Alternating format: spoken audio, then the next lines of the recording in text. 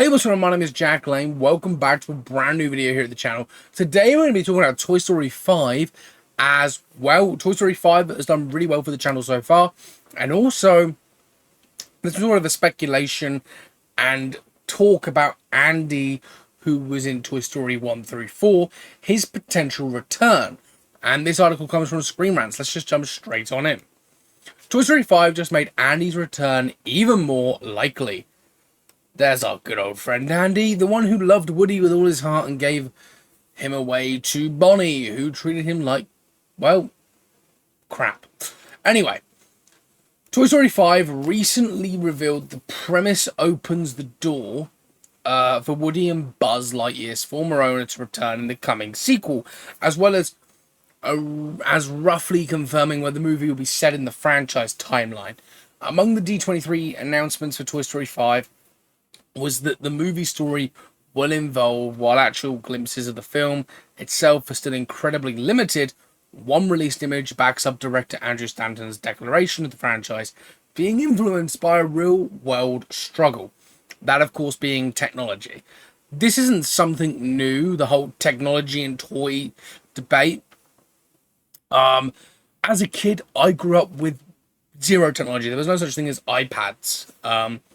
There was these things called iPods, but iPads they released, I think, like 2009, 2010, and they were really expensive. Still are today, but more kids are getting them as they get older because it's just easier to put a screen in their face and let them just be with the screen.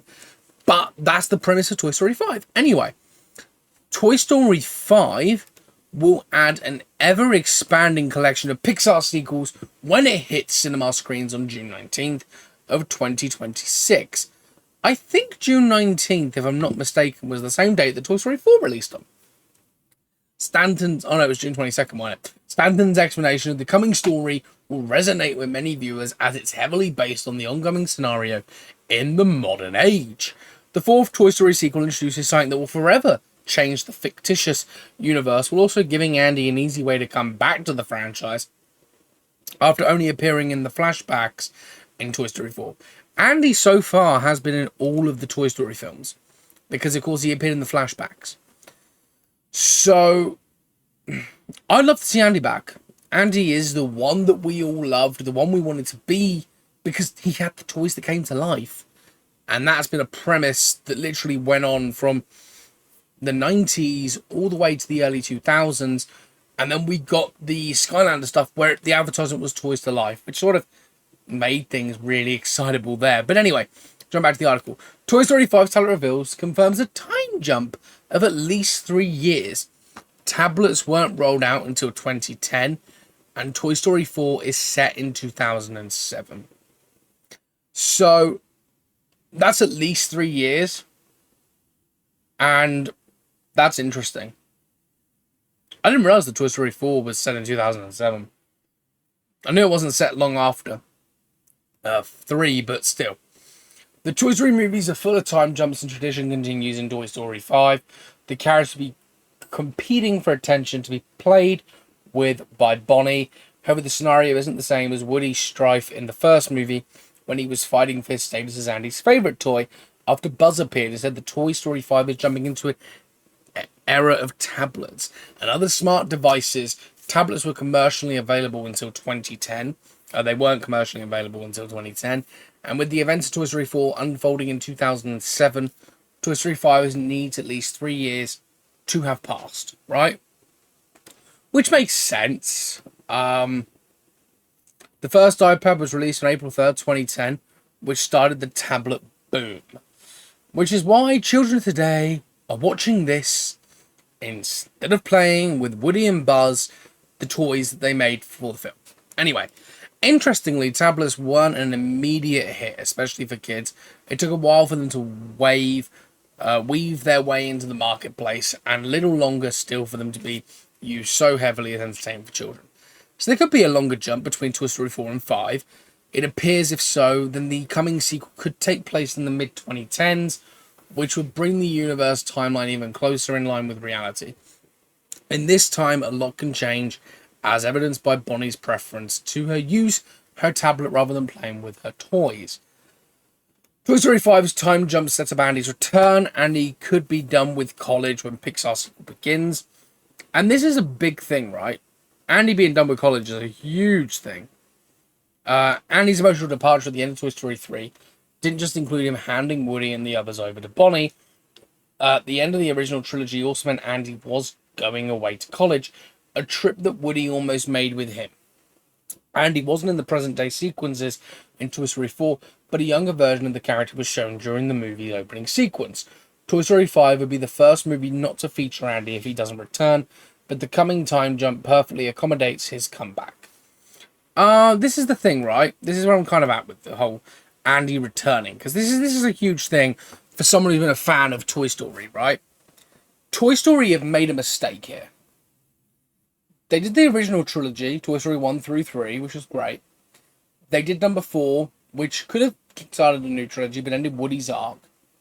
And of course, bringing Woody back for Toy Story 5. But bringing technology in with it is kind of interesting. Andy's been in all 4 Toy Story films. He's been a staple mark of the Toy Story franchise for years. He's just, he's one of them characters that you love to see. Even if it's a short cameo, you love to see him in it. I reckon it will be Andy that will collect the toys at the end of Toy Story 5 and be like, I'm going to give them my kids, and the story can continue that way. But anyway, by the time Toy Story 5 begins, Andy could easily be done with college 100%. Like, if we're jumping 3 years into 2010, right, Andy left, we'd assume in 2006, because 2007... Bonnie's had a bit of time with the toys. Do not prefer Woody. Woody was their favourite toy, remember? So, I'd expect him to be done with college. And considering the boom for iPads wasn't until around 2014, 2015, because that's when they started getting handed out in school for iPads and stuff, especially here in the UK. Like, you go to a school and they give you they're like, oh, there's monthly payment service, but we're going to give you a new iPad. And I went to a school where I got an iPad just to learn off of.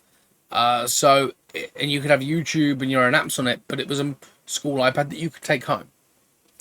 So if you're looking at it, you're looking at the film actually being set 2014, where Bonnie would be,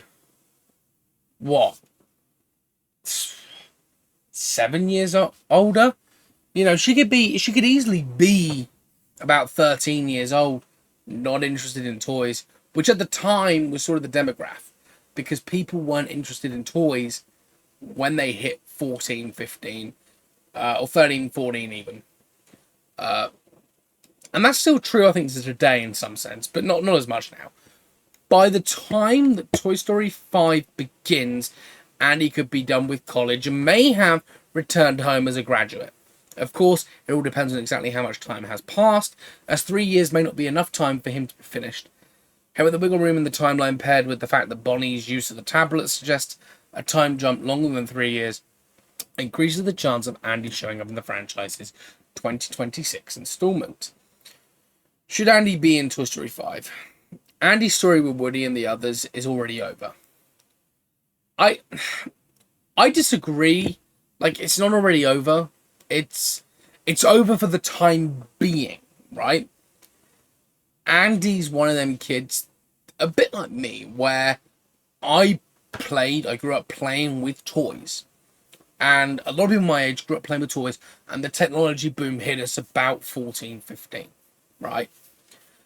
And if you look at Toy Story in that case, and Andy being in Toy Story 5 makes perfect sense, because his story's over, but he could always take the toys back because he's expecting a child. You don't know what happened to him in college. You don't know. So that's my only thought on that one.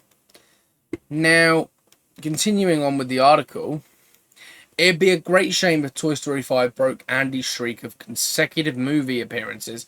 On the other hand, it may be time to bid farewell to the character.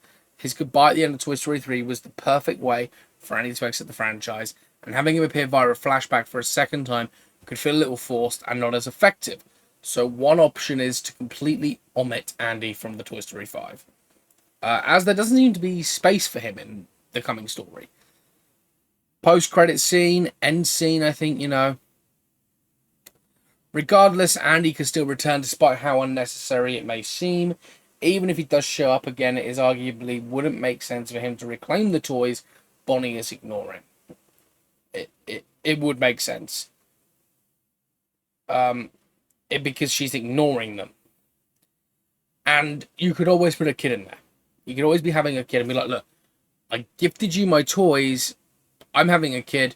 If you're no longer interested in them, give them back. So it'd be illogical and a little unusual if he took Woody and the others back for any reason, other than the nostalgia. Besides, as proven by the third movie, Andy almost taking Woody to college suggests his return in Toy Story 5 could just separate the cowboy from his friends again. Woody, I think people keep forgetting, Woody is separated from his friends. I don't know why people are like, oh, you know, Woody's back. Woody shouldn't be in this, but I've done a separate video on that. Would I want to see Andy back? Right? I think that's the main question I want to ask you guys as well. Is, would you want to see Andy return? Because Andy was such a pivotal role. He had such a major role in the 3 Toy Story films and a cameo in number 4 that you can actually sit there and think to yourself, do I want him back? And my answer is yes. It was only in Toy Story 3 that Andy started neglecting the toys. He was older. That is understandable. In the first movie that Bonnie had, the first solo film that Bonnie had, where she had the toys from the beginning. Throughout that film, she lost a toy. She neglected a toy. And the toy that she loved the most was a spork.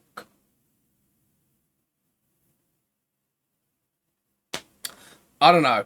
I'll leave it to you guys. Like, do you want Andy to be back? I'd love him to come back to the franchise. My opinion is the more Andy in this film, the better. It could be one of them films where he collects Woody up, collects all these toys up again. And I don't know how it worked with the whole evil buzzes and stuff. But it'd be an interesting concept to have him back and him hand Woody to his daughter or son. It's just a thought. And to be honest, I've missed Andy, Andy's mum, and Molly. I've missed them like crazy.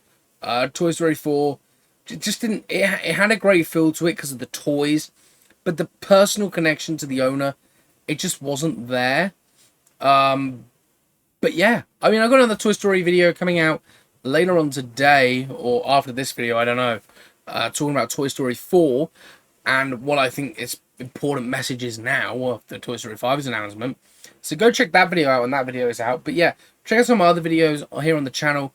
The video on right here is the one for you. It's the best video for the viewer. So go check it out and hit the like, comment, subscribe, turn on the notification bell. And as always, stay cinematic. See you later.